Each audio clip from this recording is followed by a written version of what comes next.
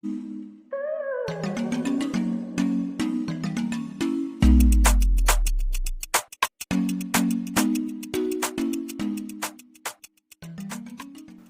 masuk ke sesi selanjutnya. Ini pertanyaannya seputar busana dan kecantikan.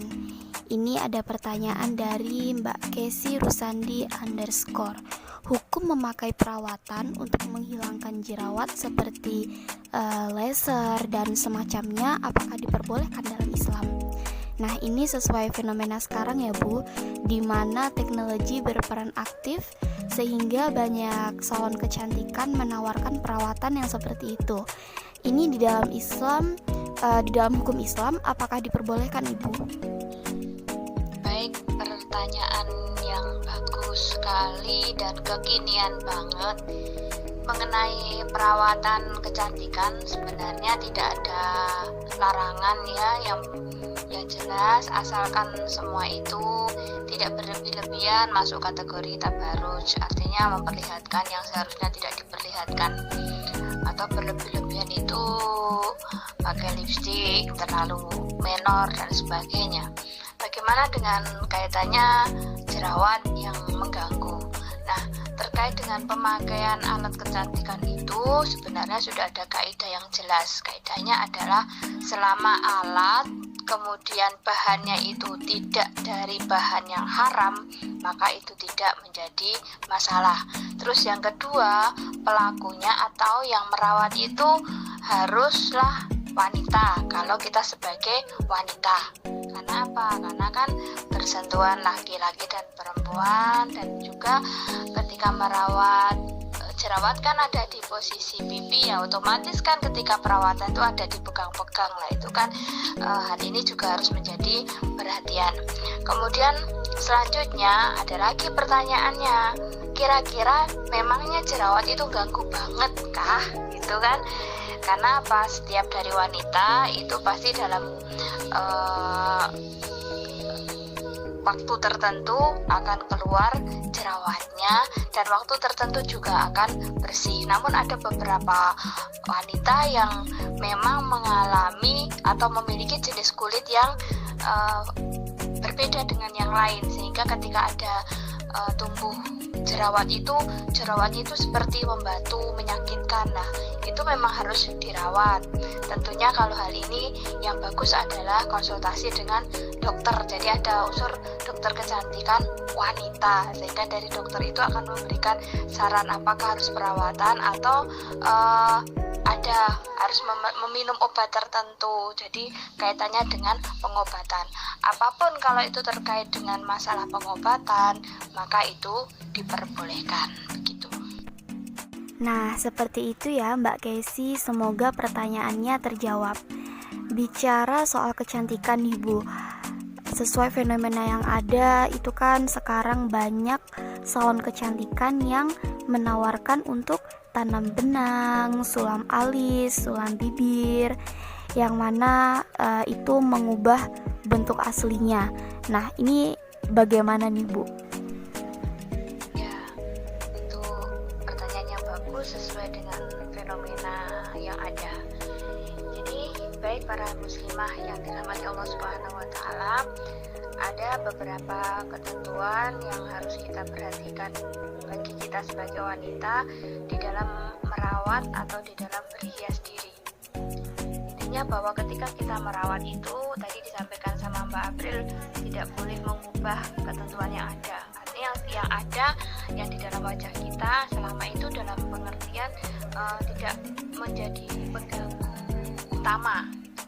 Misalnya ada yang alisnya tumbuhnya terlalu panjang, kan ada juga dalam hal tertentu gitu, sehingga mengganggu mata, otomatis mata terhalangi melihat. Lah itu boleh kategorinya untuk dipotong, dirapikan, sekedar dirapikan. Tapi kalau masuk kategori mengerik alis seperti yang dilakukan di beberapa rias pengantin atau mungkin rias-riasan wajah itu, nah itu yang termasuk kategori yang dilarang. Nah, bagaimana dengan satu tren baru, yakni ada sulam alis, sulam bibir gitu.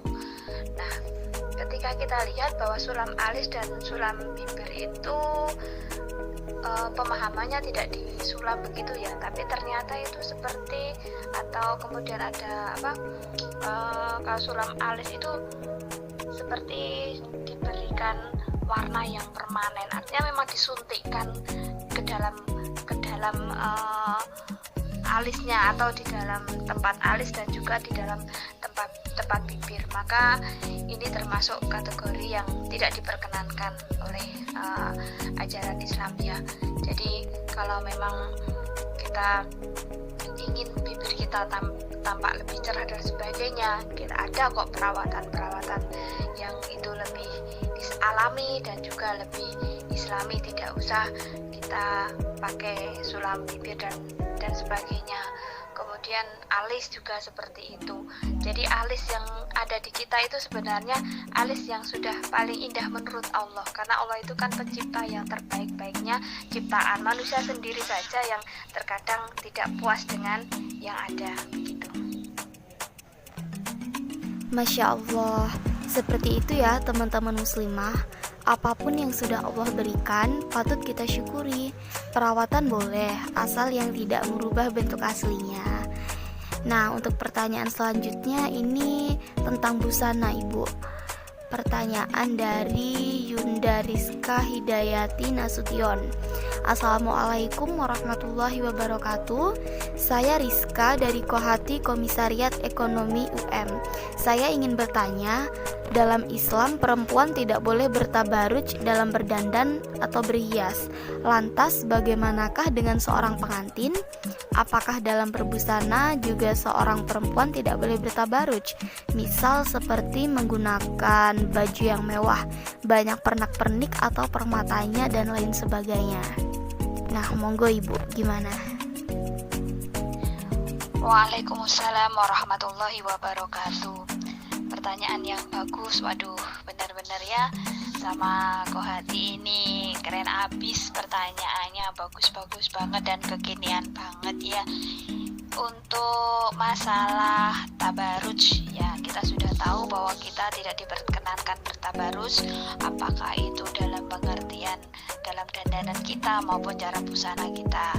Harus satu pemahaman bahwa tabaruj itu adalah kita berlebih-lebihan sampai memperlihatkan perhiasan yang seharusnya ditutup.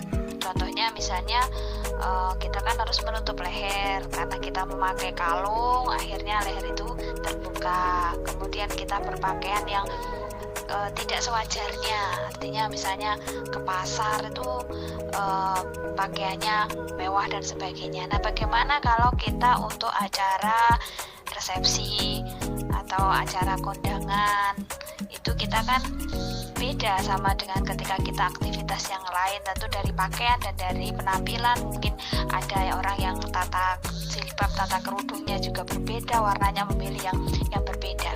Jadi selama itu tidak berlebih-lebihan, tidak dilarang, artinya kita boleh kok.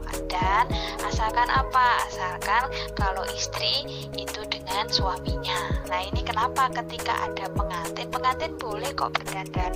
Bahkan Rasulullah itu membolehkan adanya orang yang melakukan riasan pengantin asalkan periasnya itu adalah perempuan. Jadi kembali lagi, perempuan harus dirias, didandani oleh perempuan juga. Kemudian kaidahnya juga harus dipakai tadi, tidak ada kerik alis, tidak ada sulam bibir, tidak pakai sulam alis, tidak ada yang dicabut, mungkin ada rambutnya dicabut atau kemudian disambung rambutnya. Jadi ada penyambungan rambut kan terkadang di dalam dandanan itu. Kemudian ada yang berjilbab tapi memakai di kepalanya itu hiasannya sampai seperti puno unta dan sebagainya. Itu adalah hal-hal yang dilarang ketika kita dalam berdandan. Jadi selama yang kita lakukan dandanan kita itu tidak melanggar apa yang menjadi kaidah dari adab kita berdandan, maka itu diperbolehkan. Nah, kalau pengantin kan kita diajarkan ya, pengantin itu biasanya yang bagus keluar itu setelah selesai akad nikahnya.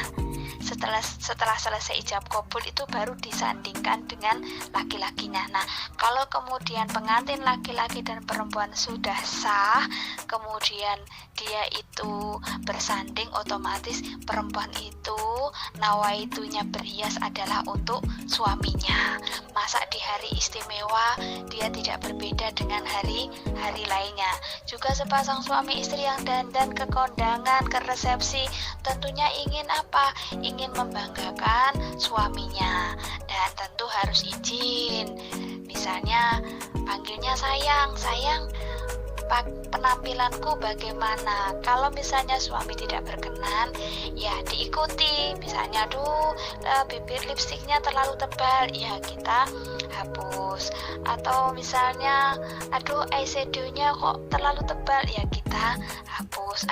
Warnanya baju kok mencolok sekali, ya kita ganti. Jadi sebenarnya Islam itu rahmatan lil alamin, betul.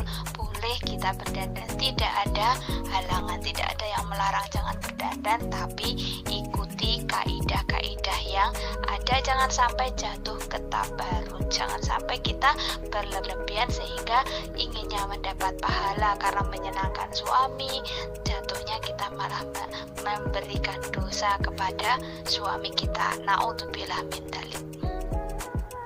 Nah, seperti itu ya Yunda Rizka, semoga pertanyaannya terjawab. Baik, pertanyaan selanjutnya ini ada dari Yunda Nia_Wahnia. Mau tanya Nda, secara pribadi kan sudah berhijab nih, tapi apakah menutup aurat itu harus memakai cadar juga atau bagaimana? Kemudian syarat hijabnya seorang wanita muslimah itu bagaimana sih? Monggo Ibu. Baik, pertanyaan yang bagus sekali. Jadi di masyarakat kita itu banyak spekulasi yang berkembang ya ketika melihat seorang muslimah itu tampil menggunakan cadar.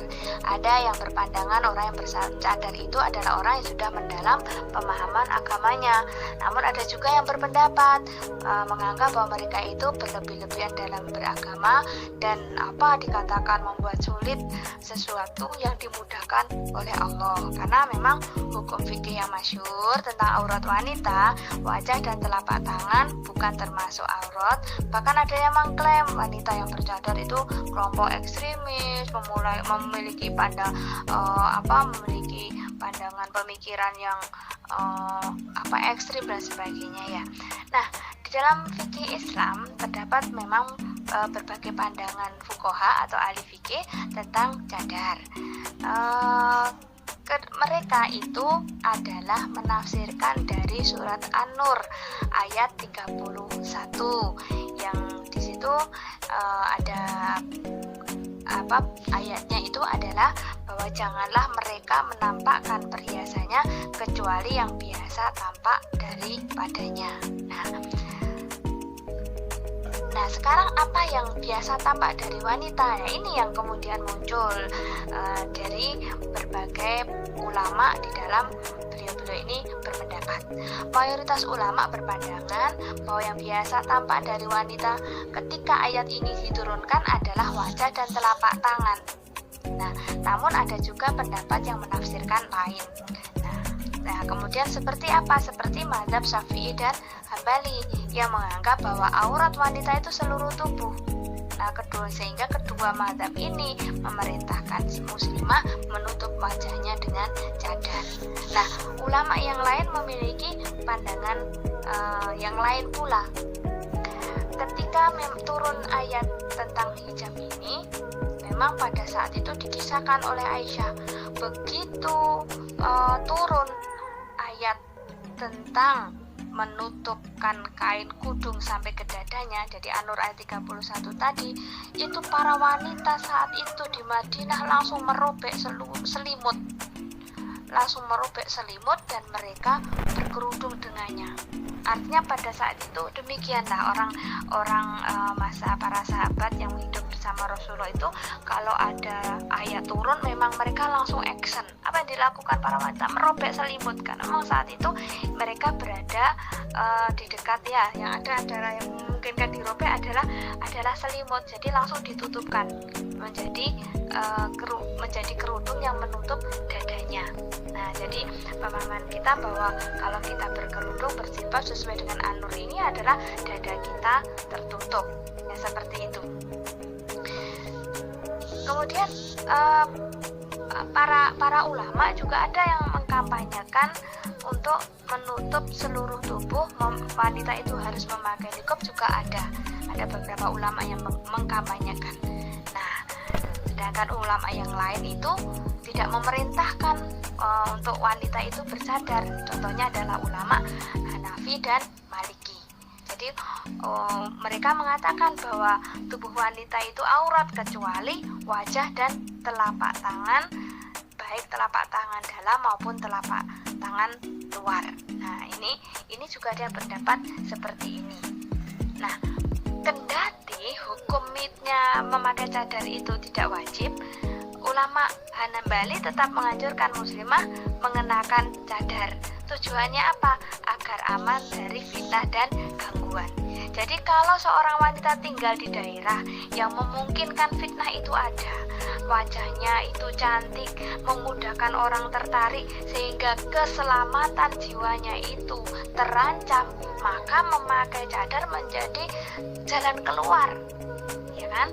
Nah, sementara kalau wanita tersebut tinggal di daerah yang aman, artinya tidak timbul lagi ancaman bagi keselamatan, maka membuka asal yang dibuka masih wajah dan telapak tangan, dan wajahnya itu tidak berias yang sampai tabarut sehingga mengundang perhatian laki-laki, maka hal ini pun tidak disalahkan.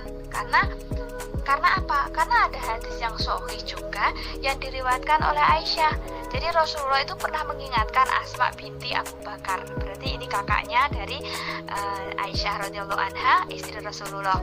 Rasul bersabda, "Wahai Asma, sesungguhnya seorang wanita apabila telah balik tidak boleh lagi tampak dari tubuhnya kecuali ini dan ini." Seraya Rasulullah itu menunjuk muka dan telapak tangan. Nah, ternyata persoalan memakai cadar ini ya, mayoritas ulama itu ternyata mengedepankan kondisi dan situasi dalam menetapkan hukumnya bagi muslimah. Jika ia berada di lingkungan yang aman, jauh dari pandangan laki-laki, maka tidak perlu bercadar.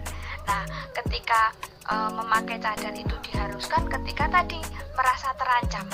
Nah, Bu Elvi sendiri pernah ketika haji dulu kan, askarnya perempuan yang berada di bagian tempat sholat perempuan itu kan semuanya bercadar, semuanya tertutup semuanya. Nah, satu ketika dalam situasi yang sudah free menunggu sholat ya, waktu itu sekitar antara sholat zuhur ke asar ya kalau tidak, karena siang hari saya ingatnya itu kita makan bersama, saya makan bersama dengan para askar itu, dan mereka membuka cadarnya.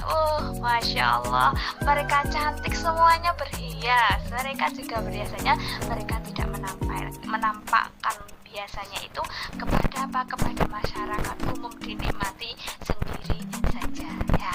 Jadi pembahasan atau penjelasan ini semoga bisa membantu ya. Jadi kita tidak perlu yang sudah memakai niqab menyalahkan yang belum itu juga memandang sinis kepada yang memakai niqab, karena kedua-duanya punya dalil, kedua-duanya ada sumber referensi, ada hadisnya. Demikian, semoga bisa membantu. Alhamdulillah, Masya Allah, jazakillahu khairan Bu Elvi. Semoga di lain waktu kita masih diberi kesempatan bertemu lagi. Nah, sebagai closing, mungkin ada pesan untuk teman-teman muslimah semua supaya selalu termotivasi untuk selalu menjadi lebih baik lagi. Baik, kepada para muslimah khususnya Kohati di Kota Malang dan di wabil khusus juga di Unikama, Bu Bu Elvi sangat berharap kalian semua bisa menjadi agen, bisa menjadi uswatul hasanah di tengah-tengah masyarakat untuk kehidupan beragama yang baik dan benar. Teruslah belajar, teruslah bertanya, karena ilmu itu tidak ada habisnya, ilmu itu tidak ada batasnya, apalagi ilmu tentang kehidupan kita dalam beragama. Semoga apa yang kita bahas selama ini adalah menjadi ilmu yang bermanfaat, dan kalau ada yang tutur kata yang tidak berkenan, semuanya Bu Elvi mohon maaf. Mudah-mudahan bermanfaat. Wabillahi taufik walhidayah. Assalamualaikum warahmatullahi wabarakatuh. Waalaikumsalam warahmatullahi wabarakatuh. Untuk teman-teman yang sudah bertanya, semoga semua pertanyaannya terjawab. Dan jika belum terjawab, langsung saja dituliskan di kolom komentar.